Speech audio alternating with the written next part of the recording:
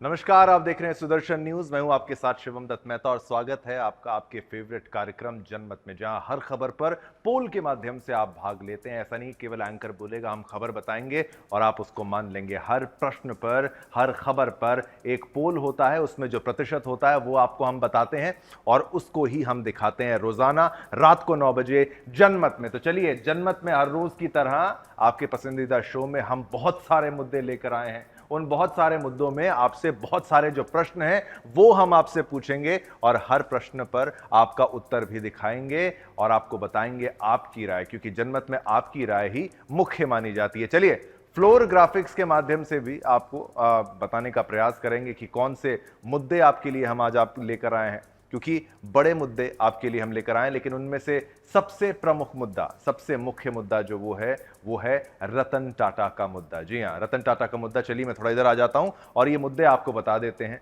चले गए अनमोल रत्न। दी आप बात इनको अनमोल रत्न की, हम तो भारत रत्न की मांग करते ही करते हैं। एक ऐसे व्यक्तित्व, ऐसे इंडस्ट्रियलिस्ट, ऐसे बिजनेसमैन, ऐसे उद्योगपति जिनकी जितनी तारीफ की जाए उतनी कम ही थे, जितनी कम ही मानी जाए, क्योंकि ऐसे उद्योगपति हैं जो कि खाली दिखावेबाजी की जिंदगी में विश्वास नहीं रखते थे। काफी सादा सरल जीवन इनका ही अपना व्यतीत करते थे। ना इनकी कोई सुरक्षा का बड़ा काफिला होता था, ना महलों में निवास करने का इनका कोई ऐसा स्वभाव था।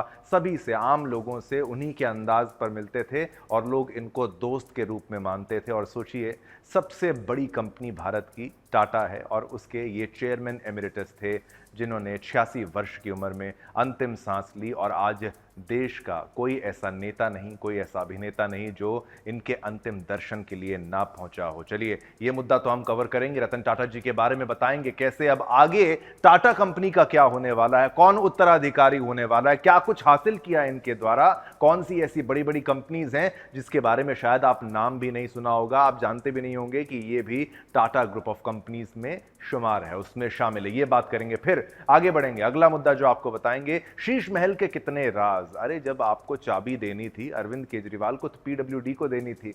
वो कहा जाता है कि उन्होंने चाबी नहीं दी, महज दिखावा किया और अंततः आतिशी को भेज दिया उस शीश महल में, जिसके रेनोवेशन में आरोप लगाया जाता है कि करोड़ों रुपए के तो पर्दे, वहां पर टाइलें, बाथरूम में, टॉयलेट्स में, सब जगह इतना पैसा खर्च किया है कि बीजेपी ने, ऑपोजिशन ने इसको नाम दे दिया शीश महल। और जब ये वहां शिफ्ट होने चली गई तो फिर एक झटका इनको लगा, सामान इनका निकाल दिया गया, ताला वापस लगा दिया गया, क्योंकि अभी तक जो है विश्लेषण नहीं हो पाया है कि कितना वहां पर पैसा खर्च हुआ है। पीडब्ल्यूडी को समय भी नहीं दिया गया और अब इसी पर राजनीति जो है वो गरमाई हुई है। फिर आगे बढ़ेंगे। अगला मुद्दा बताएंगे आपको, महाराष्ट्र का अग्निपथ। अब हरियाणा में तो जीत मिल गई। कांग्रेस जहां पर सोच रही थी, इंडिया गठबंधन जो सोच रहा था कि भाई अब तो हमारी जीत पक्की है, लोकसभा में हमने 99 सीटें हासिल कर ली तो हमारी नैतिक जीत हो गई, इनकी नैतिक हार हो गई। तो महाराष्ट्र में अब कैसे कैसे कांग्रेस का सर्वाइवल होगा? सर्वाइवल तो होगा नहीं होगा, लेकिन बाकी पार्टियां क्या उस तालमेल के साथ चुनाव लड़ने वाली हैं?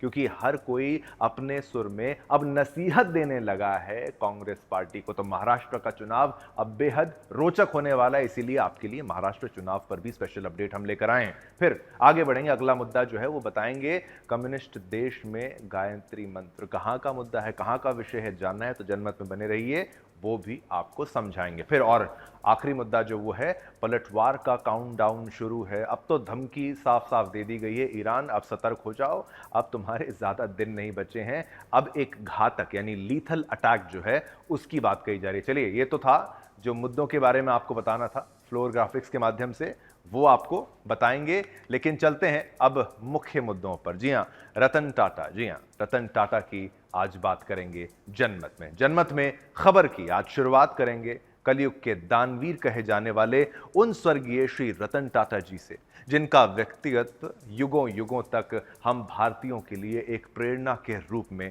कार्य करेगा।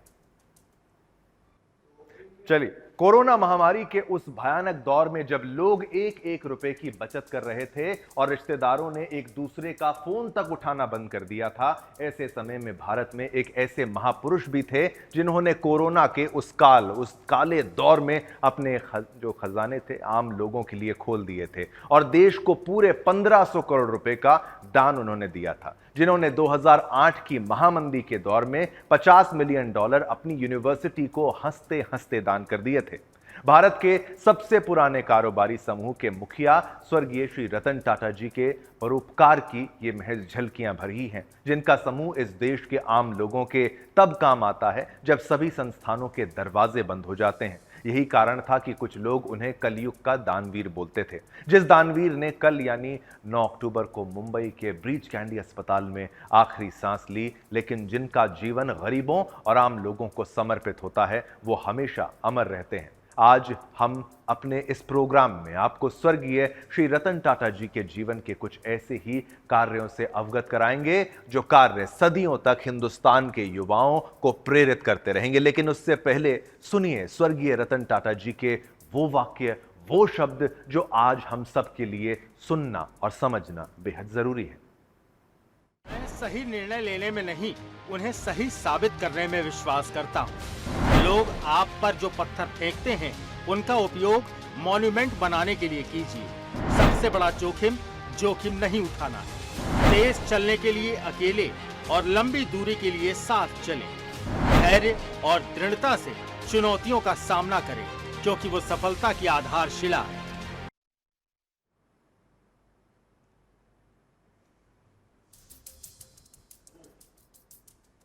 तो सुना आप लोगों ने, तो आपने ये सुना कि जो लोग आप पर पत्थर फेंकते हैं, उनका उपयोग अपनी सफलता का मॉन्यूमेंट बनाने के लिए करिए, यानी उन पत्थरों का भी इस्तेमाल अपने आप को डेवलप करने के लिए कीजिए। रतन टाटा जी के ये शब्द बताने के लिए काफी हैं कि उनका व्यक्तित्व क्या था। और आज प्रधानमंत्री से लेकर राष्ट्रपति और आम लोगों से लेकर बड़े बड़े बिजनेस टाइकून्स तक रतन टाटा की याद में कुछ भावुक नजर आए। रतन टाटा जी वो व्यक्तित्व थे जो ताज हमलों में मारे गए सभी लोगों के घर व्यक्तिगत रूप से, सोचिए पर्सनली वो उनके घर पर गए थे और सबको अपनी तरफ से दान दिया था। जिन्होंने कोविड के दौरान दूसरी कंपनियों को अपने कर्मचारियों को ना निकालने की नसीहत दी थी। मैं तो ये भी कहूंगा कि वो दौर था जब हर कोई कह रहा था कि भाई का जो है हमें कटिंग करनी चाहिए, कॉस्ट कटिंग करनी चाहिए, पैसा बचाना चाहिए। उस वक्त रतन टाटा ही थे, एक ऐसे व्यक्तित्व थे, एक ऐसे बिजनेसमैन थे जिन्होंने कहा था कि मत निकालो, वेयर आर योर एथिक्स, आपके एथिक्स कहां हैं। नैतिक जिम्मेदारी को समझना बहुत महत्वपूर्ण है, क्योंकि कोरोना का वो काल लोगों के लिए एक ऐसा काल था जिसमें वो आफत बन के टूटा था। लोगों की नौकरियां जा रही थी, लेकिन टाटा ग्रुप, आप ये भी याद करिए, जो 8 घंटे की शिफ्ट होती है, जो लेबर्स की होती है, जो काम करते हैं, कारीगर करते हैं, उसकी भी आधारशिला, उसका भी पूरा जो बेस है वो टाटा, रतन टाटा जी के द्वारा ही रखा गया है, टाटा कंपनीज के द्वारा ही रखा गया है। ये वो रतन टाटा हैं, जी हां, अपने पशु प्रेम के लिए भी ये जाने जाते हैं, जिन्होंने अपने कुत्तों, यानी कुत्तों मैंने डॉग्स जो उनके हैं, टैंगो और टीटो के लिए ब्रिटेन के शाही राजमहल बकिंगम पैलेस में ब्रिटेन के शाही राजकुमार यानी प्रिंस चार्ल्स के निमंत्रण को ठुकरा दिया था, जहां उन्हें लाइफ टाइम अचीवमेंट अवार्ड दिया जाना था। सोचिए, आपका घर में पेट होगा, आपका डॉग होगा, और आप उसके लिए कोई नेशनल अवार्ड जो है वो छोड़ देंगे क्या? आप ऐसा कर सकते हैं क्या? आप ऐसा बिल्कुल नहीं कर सकते। लेकिन ये रतन टाटा प्रिंस चार्ल्स के ऑफर को ठुकरा देते हैं, वहां के सर्वोच्च सम्मान को ठुकरा देते हैं, जिन्होंने बॉम्बे हाउस में आवारा कुत्तों के लिए खास इंतजाम करवाया था। बिजनेस में बेहद कामयाब रतन टाटा निजी जिंदगी में बेहद सादगी पसंद करते हैं और मुंबई में अपने छोटे से फ्लैट में रहते थे, जिन्होंने 1962 में फैमिली बिजनेस ज्वाइन किया था और साल 2012 में टाटा ग्रुप में 50 साल रहने के बाद टाटा सन्स का अध्यक्ष पद छोड़ा और मानद अध्यक्ष नियुक्त हुए। और इन सालों में उन्होंने टाटा ग्रुप को इतना बड़ा बनाया कि आज पूरा देश ये गर्व से कह सकता है कि हमने टाटा का नमक खाया है। तो आइए रतन टाटा जी द्वारा खड़े किए गए टाटा ग्रुप की 5 बड़ी कंपनियों के बारे में आपको जो ग्राफिक्स हैं आपके लिए हमने तैयार किए हैं, उन ग्राफिक्स के माध्यम से बताते हैं। आपकी टीवी स्क्रीन्स पर वो ग्राफिक्स भी आएंगे जिनको आपको जानना बेहद जरूरी है कि कौन से उनके बिजनेस ग्रुप्स थे, कौन सी उनकी बड़ी उपलब्धियां थी। तो टाटा ग्रुप की 5 मूल्यवान कंपनियों की अगर मैं बात यहां पर करूं, आपकी टीवी स्क्रीन्स पर वो हैं। चलिए, टाटा कंसल्टेंसी सर्विस यानी TCS 15.39 लाख करोड़। टाटा मोटर्स 3.46 लाख करोड़ इसका मार्केट कैप आपको बता रहे हैं, यानी मार्केट कैपिटल कितना इसका है। टाइटन की घड़ी पहनते होंगे, 3.10 लाख, 3,10,000 करोड़ का मार्केट कैप इसका भी है। तो Tata consultancy services TCS, Tata Motors, Titan और टाटा स्टील 2.08 लाख, और ट्रेंट भी इन्हीं की है 2.92। तो ये टाटा ग्रुप की 5 सबसे मूल्यवान कंपनियां हैं, और केवल इतना ही नहीं, इनकी बहुत सारी इन्वेस्टमेंट्स हैं। अब आइए स्वर्गीय श्री रतन टाटा जी के जीवन से जुड़ी एक ऐसी प्रेरणादायक कहानी पर नजर डालते हैं जो आज हम सब के लिए जानना जरूरी है। स्वर्गीय श्री रतन टाटा जी भले ही बाहर से बहुत ही शांत और सरल स्वभाव के दिखाई देते रहे हों, लेकिन वो बहुत ही मजबूत व्यक्तित्व के धनी थे। साल 1999 में इंडिका के फ्लॉप हो जाने के बाद वो अपने कार प्लांट को बेचने के लिए अमेरिका की फोर्ड कंपनी पहुंच गए थे। ये किस्सा जरा ध्यान से सुनिएगा, बहुत महत्वपूर्ण है। फोर्ड कार के चेयरमैन बिल फोर्ड ने जब उनकी इस कहानी को सुना तो उन्होंने रतन टाटा को अपमानित किया करते हुए कहा, उनको बेइज्जत करते हुए कहा, जब आप लोगों को ऐसी कार बनाने का अनुभव नहीं है तो फिर आप लोग ऐसे बिजनेस में हाथ क्यों डालते हैं, आपको क्या जरूरत है। इतना ही नहीं, बिल फोर्ड ने टाटा को अपमानित करते हुए आगे कहा कि वैसे तो ये एक फ्लॉप कार है, लेकिन हम आपसे ये कंपनी खरीद कर आपके ऊपर एक बहुत बड़ा एहसान करेंगे। अमेरिका में हुई फोर्ड कार के चेयरमैन के साथ हुई इस बैठक में रतन टाटा ने खुद को काफी अपमानित महसूस किया और भारत आकर अपना इरादा बदल दिया। अब वो पैसेंजर मोटर कार कंपनी को बेचने का इरादा त्याग कर उस पर काम करने जुट गए। टाटा ने यह फैसला किया कि वो इसे किसी भी सूरत में चलाकर दिखाएंगे। इसी विचार के साथ टाटा ने भारत आकर एक नए जोश से टाटा कार कंपनी पर समय दिया।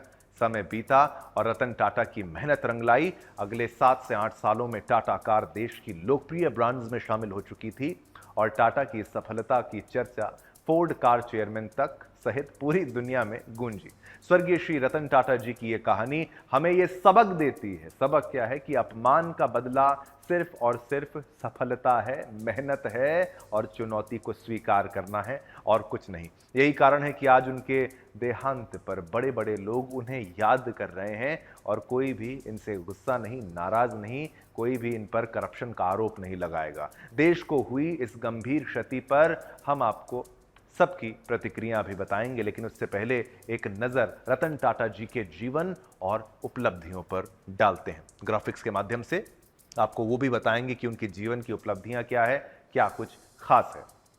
तो देखिए, अब आप जानते हैं कि रतन टाटा जी के निधन पर शोक जताते हुए ये देखिए, वो आपको बताएंगे देश के रतन के बारे में। 1937 नवल और सुनु टाटा के घर जन्मे थे रतन टाटा। इनकी शुरुआत, इनकी पूरी जीवनी आपको हम बताते हैं। 1937 से लेकर 2024 तक 1955 17 साल की उम्र में कॉर्नेल यूनिवर्सिटी न्यूयॉर्क गए, बतौर असिस्टेंट टाटा इंडस्ट्रीज ज्वाइन की, यानी एज एन असिस्टेंट की, ये नहीं कि भाई सीधा मालिक बन गए। ट्रेनिंग के लिए आयरन और स्टील कंपनी ज्वाइन की। बहुत बड़ा ग्रुप है, आप जाएंगे तो काफ़ी जगह इनका इन्वेस्टमेंट है और इनका बहुत बड़ा प्लांट होता है। एक पूरे का पूरा शहर, टाटा नगर कह लीजिए जिसको। 1965 में टिस्को में टेक्निकल ऑफिसर के तौर पर ज्वाइन किया, अपनी कंपनी में काम किया एम्प्लॉय की तरह। कुछ समय के लिए TCS टाटा कंसल्टेंसी सर्विसेज भी ज्वाइन किया। 1975 में हार्वर्ड बिजनेस स्कूल से मैनेजमेंट की पढ़ाई की। हार्वर्ड में सबसे अच्छी पढ़ाई मानी जाती है, वहां से पढ़े। 81 में टाटा इंडस्ट्रीज के चेयरमैन नियुक्त किए गए। 1981 में 37 से लेकर 81 तक, 81 तक ये उनका सफर आपको बता दें कि 81 में 81 में ये चेयरमैन बन गए। एयर इंडिया के चेयरमैन के तौर पर 86 से लगभग 90 से 1 साल कम तक काम किया। फिर 91 तक GRD टाटा से टाटा ट्रस्ट और टाटा सन्स के अध्यक्ष बन गए और 2000 में तीसरा सर्वोच्च नागरिक सम्मान यानी पद्म भूषण इनको मिला और भारत का 2008 में दूसरा सर्वोच्च नागरिक सम्मान पद्म विभूषण इनको मिला था। और 2012 की बात करें तो टाटा ग्रुप में 50 साल रहने के बाद टाटा सन्स का अध्यक्ष पद छोड़ा और मानद अध्यक्ष नियुक्त किए गए, यानी चेयरमैन एमिरेटस से बन गए। 9 अक्टूबर 2024 यानी वो दिन जब 86 साल की उम्र में इनका निधन हो गया था। अब इनके परोपकार क्या हैं, क्या कुछ किया। कोविड-19 फिर से आते हैं, वो आपको ग्राफिक्स फिर से दिखाएंगे। कोविड-19 महामारी के समय 1500 करोड़ रुपए दान किए, 1500 करोड़। 2008 की महामंदी में कॉर्नेल यूनिवर्सिटी को करीब $50 मिलियन दान दिए। आप ये भी समझ लीजिए, रतन टाटा के ये परोपकार हैं। और भी आपको बताते हैं ये क्या कुछ किया है। $28 मिलियन का टाटा छात्रवृत्ति कोष प्रदान किया, यानी स्कॉलरशिप अमाउंट दिया जाता था। हार्वर्ड बिजनेस स्कूल को $50 मिलियन का दान। ये सोचिए, ये आंकड़े हैं, ये भारतीय व्यक्ति हैं। भारतीय प्रौद्योगिकी संस्थान बॉम्बे को $950 मिलियन इनके द्वारा दिया गया। तो प्रौद्योगिकी, इनोवेशन, टेक्नोलॉजी में भी इनका पूरा यहाँ पर इन्वेस्टमेंट है। आम आदमी के लिए कम कीमत पर नैनो कार इन्होंने निकाली, ये भी परोपकार है।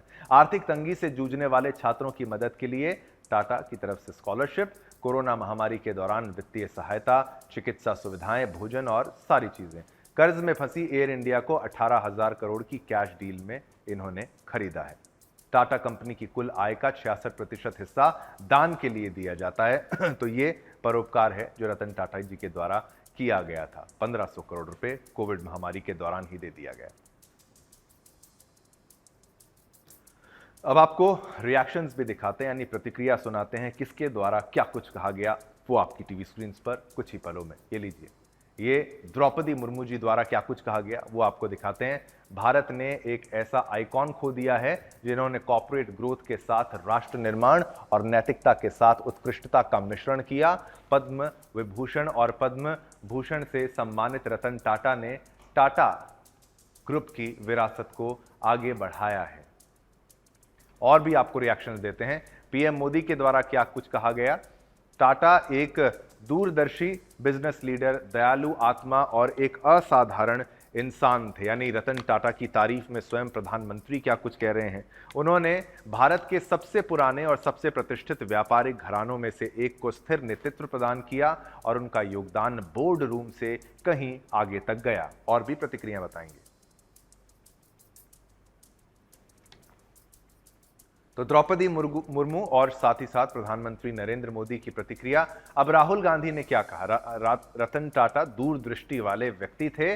उन्होंने बिजनेस और परोपकार दोनों पर कभी ना मिटने वाली छाप छोड़ी है। उनके परिवार और टाटा कम्युनिटी के प्रति मेरी संवेदनाएं है, ये राहुल गांधी।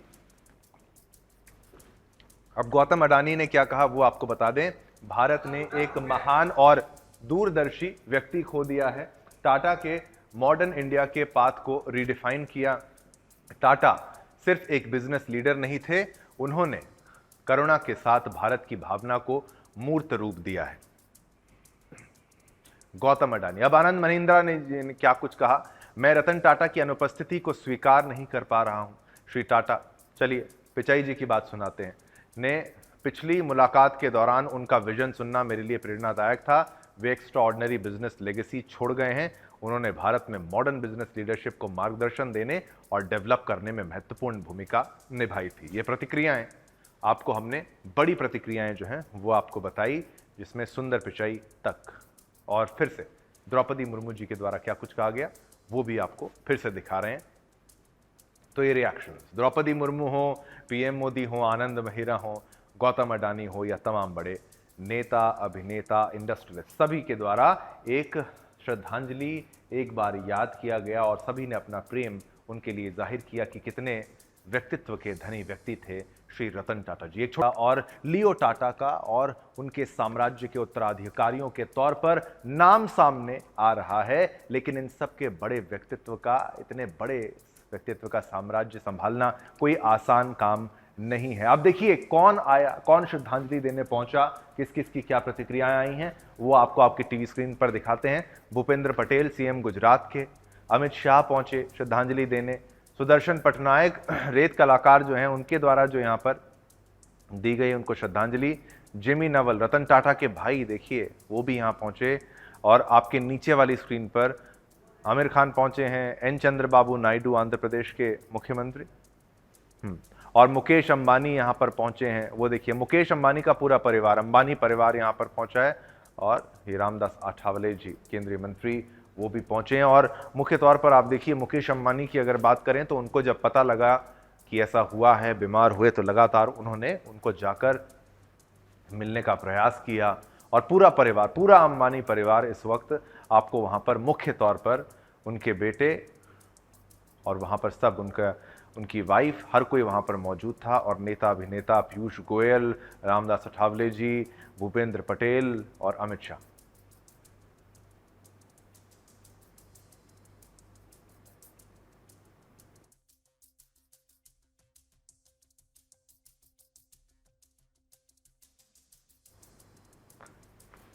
अब प्रतिक्रियाएं भी आपको सुनाते हैं, किसके द्वारा क्या कुछ कहा गया था। चलिए वो भी आपको दिखाते हैं, वो सुनाते हैं आपको।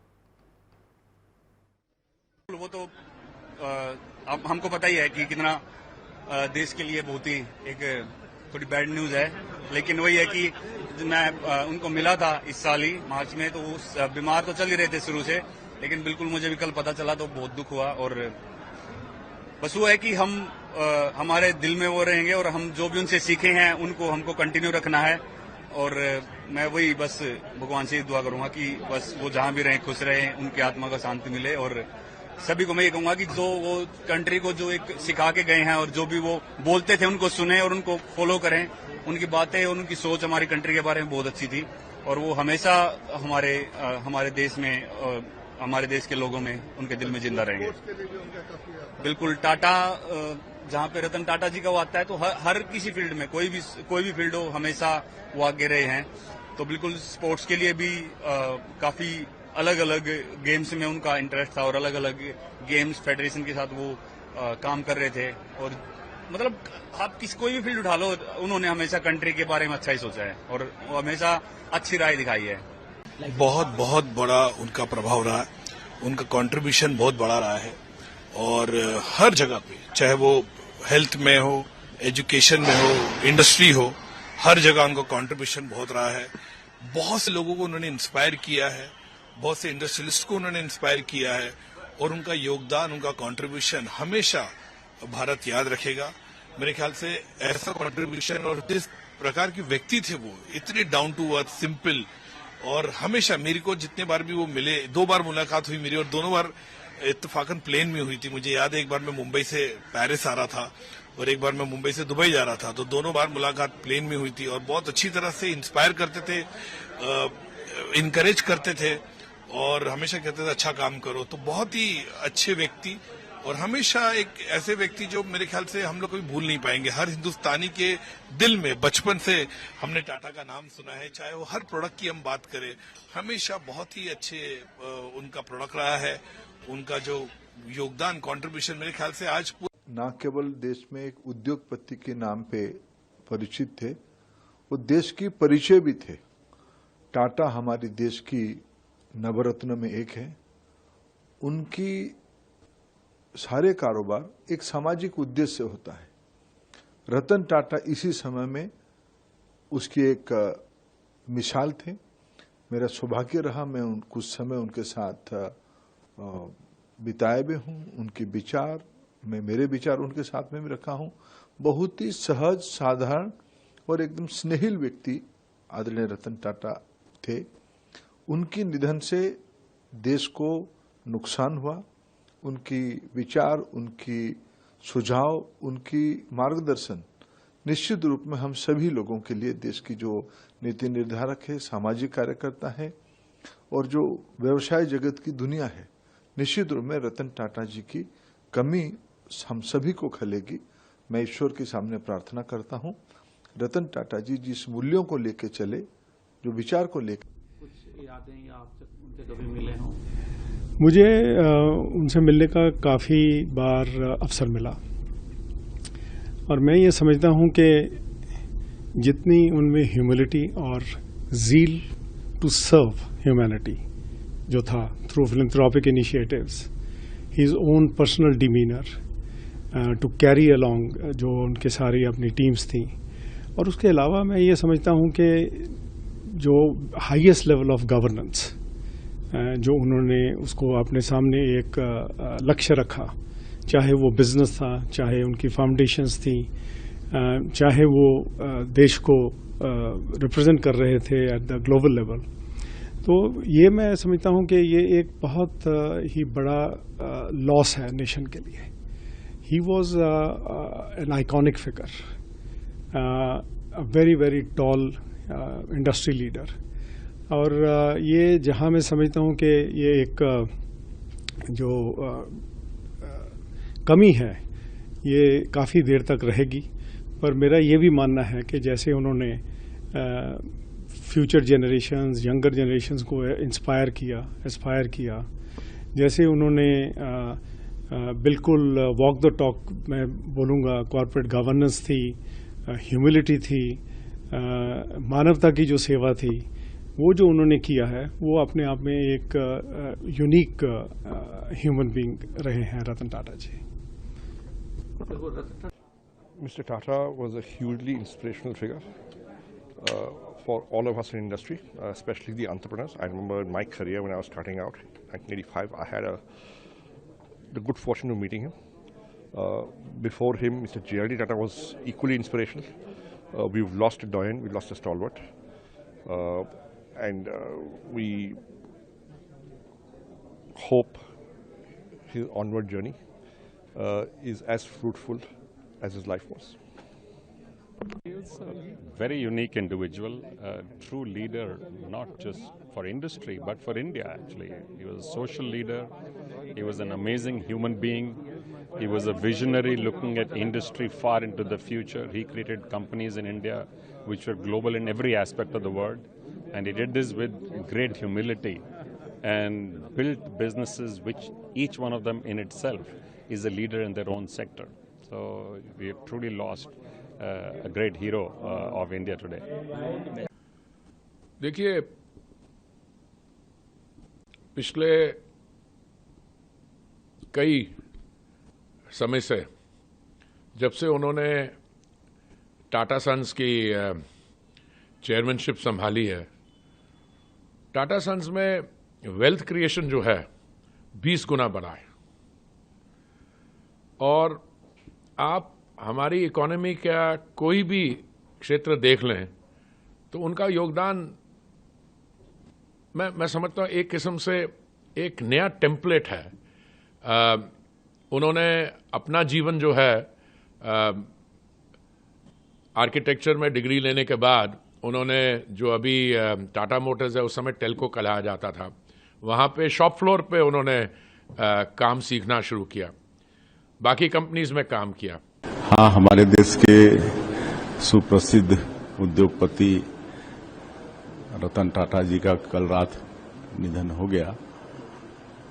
पद्म विभूषण थे वो, और देश में उद्योग जगत को आगे बढ़ाने में उनका बहुत बड़ा योगदान था, और देश में उन्होंने स्वास्थ्य, शिक्षा, सफाई के क्षेत्र में उल्लेखनीय काम किया, और उनका निधन देश के लिए अपूरणीय क्षति है।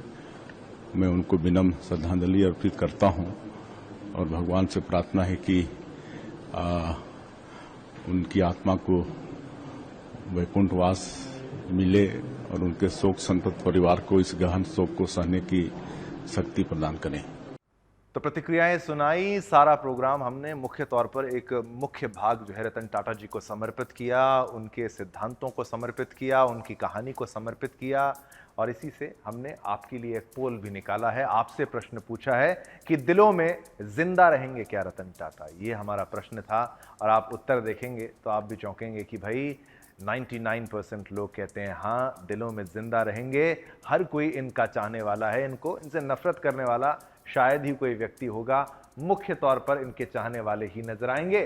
दिलों पर राज भी करेंगे रतन टाटा हमेशा की तरह, और दिलों में जिंदा भी रहेंगे रतन टाटा। तो आपसे फिर अनुरोध करेंगे कि आप हर खबर पर पोल के माध्यम से भाग लें। पोल के माध्यम से भाग लेंगे तो आपका उत्तर जो हम दिखाएंगे आपको, ट्विटर यानी सोशल मीडिया प्लेटफॉर्म एक्स पर जाएंगे तो आप भाग ले सकते हैं, और हर मुद्दे पर आपकी राय हम आपको दिखाएंगे। अगला मुद्दा जो है उसका रुख करेंगे, जहां पर बात करनी है हमें आतिशी की। अब देखिए, ये मुख्यमंत्री हैं दिल्ली की। इन दिनों दिल्ली की राजनीति शीश महल पर गर्म है। वो शीश महल जिसके लिए दिल्ली के पूर्व सीएम अरविंद केजरीवाल पर कई सारे आरोप लगे थे।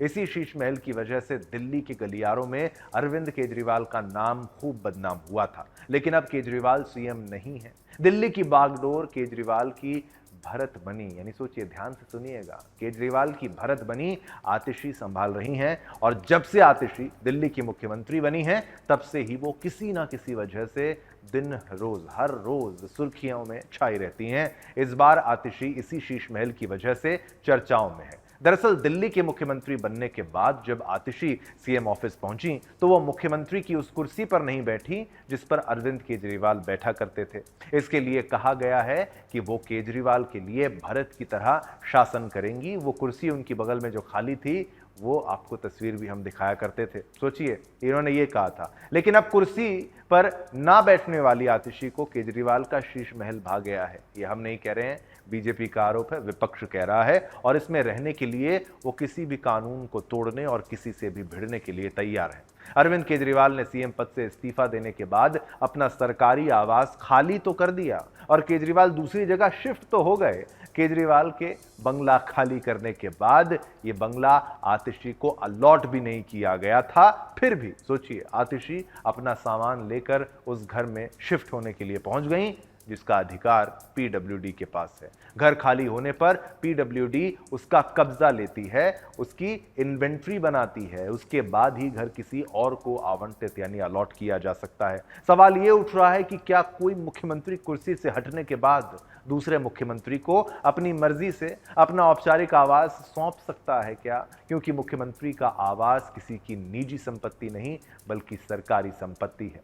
अब ये मामला पूरी तरह से राजनीतिक तूल पकड़ लिया है और सीएम आवास को सील कर दिया गया है। इसके गेट पर विभाग ने डबल लॉक लगा दिए, यानी दो ताले लगा दिए हैं, जिसके बाद अपनी कारगुजारी का ठीकरा बीजेपी और एलजी पर फोड़ते हुए आपने आरोप लगाया है कि उपराज्यपाल के कहने पर पीडब्ल्यूडी ने आतिशी का सामान बाहर निकालकर आवास सील कर दिया है। हालांकि बीजेपी ने सीएम पर गैर कानूनी ढंग से बंगले में रहने का आरोप लगाया है। वहीं दिल्ली विधानसभा में विपक्ष के नेता विजेंद्र गुप्ता ने कहा कि मौजूदा मुख्यमंत्री को अवैध तरीके से बंगले में ले जाया गया। उन्होंने एक वीडियो संदेश में कहा, शीश महल को सील करो। और तो वहीं पर आतिशी का आरोप यह भी है कि बीजेपी दिल्ली की सत्ता हथियाना चाहती है, लेकिन जब सत्ता नहीं मिली तो वो सीएम हाउस को ही हथियाने की साजिश रच रहे हैं। क्या कुछ आरोप प्रत्यारोप चल रहे हैं, आप खुद ही सुनिए।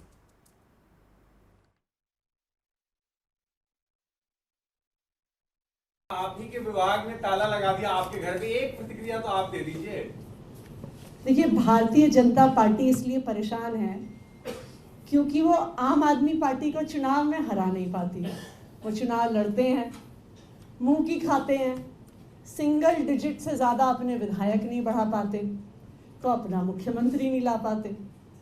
उसके बाद उनका मुख्यमंत्री नहीं बनता, उनकी सरकार नहीं बनती, तो वो ऑपरेशन लोटस शुरू करते हैं कि किसी तरीके से विधायकों की खरीद फरोख्त करके अपनी सरकार बना लें, अपना मुख्यमंत्री बना लें। वो दिल्ली में वो भी नहीं कर पाए। फिर उन्होंने एक तीसरा पैंतरा अपनाया कि आम आदमी पार्टी के नेताओं को जेल में डाल दो, विधायकों को जेल में डाल दो, पार्टी तोड़ दो, पार्टी खत्म कर दो, कि किसी तरह भारतीय जनता पार्टी का मुख्यमंत्री बन जाए। वो भी नहीं कर पाए। तो अब वो चाहते हैं कि मुख्यमंत्री तो बन नहीं पाए, किसी तरह से मुख्यमंत्री आवास पर ही कब्जा कर लें। उनका बहुत बहुत स्वागत है। अगर भारतीय जनता पार्टी को मुख्यमंत्री आवास पर कब्जा करके मन की शांति मिलती है तो उनका स्वागत है। आम आदमी पार्टी के विधायक, आम आदमी पार्टी के मंत्री मुख्यमंत्री आवास, बड़े बंगलों के लिए, बड़ी गाड़ियों के लिए राजनीति में नहीं आए हैं। हम दिल्ली के लोगों के लिए काम करने आए हैं। अगर हमें ज़रूरत पड़ेगी, हम सड़क पर बैठकर भी दिल्ली के लोगों के लिए काम करेंगे। ये सारे बंगले भारतीय जनता पार्टी को मुबारक हो। हम दिल्ली वालों के दिल में रहते। आखिर केजरीवाल के पीडब्ल्यूडी अधिकारियों को झुकना पड़ा और हमारी मांग माननी पड़ी और सरकारी संपत्ति, जनता के पैसे से बना हुआ शीश महल जिस पर अवैध कब्जा आम आदमी पार्टी ने किया था, उसको सील किया गया। हम इस फैसले का स्वागत करते हैं।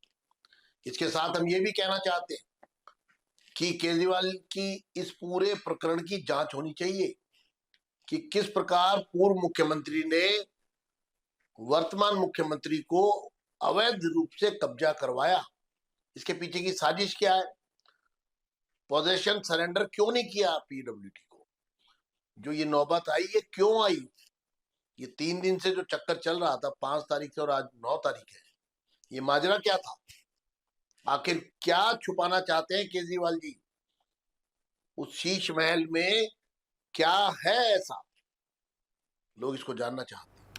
चलिए, आपने पूरी खबर देखी। अब इसी पर हमने पोल के माध्यम से आपसे जो प्रश्न पूछा वो भी आपको बता देते हैं।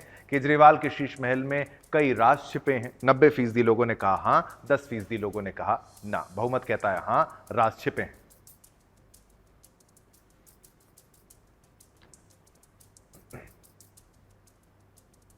चलिए अगले मुद्दे की बात करते हैं। PM Narendra Modi India ASEAN summit में शामिल होने के लिए 2 दिन के दौरे पर आज कम्युनिस्ट देश लाओस पहुंचे। इस दौरान पीएम मोदी ने रामायण के मंचन को देखा और इंडिया आसियान समिट को संबोधित किया। आपको बता दें कि इस साल मोदी सरकार की एक्ट ईस्ट पॉलिसी के 10 साल पूरे हो रहे हैं। इस लिहाज से भी ये दौरा बेहद अहम हो जाता है। एक्ट ईस्ट पॉलिसी भारत की डिप्लोमेसी का अहम हिस्सा है, जिसका मकसद दक्षिण पूर्व एशियाई देशों के साथ संबंधों को मजबूत करना है।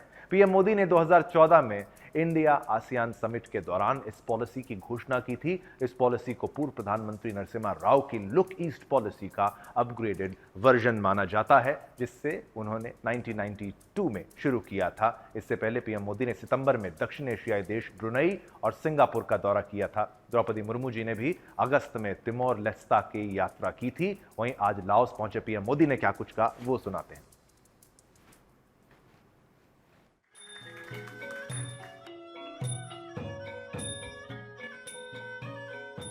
कि 21वीं सदी एशियन सेंचुरी भारत और आसियान देशों की सेंचुरी है।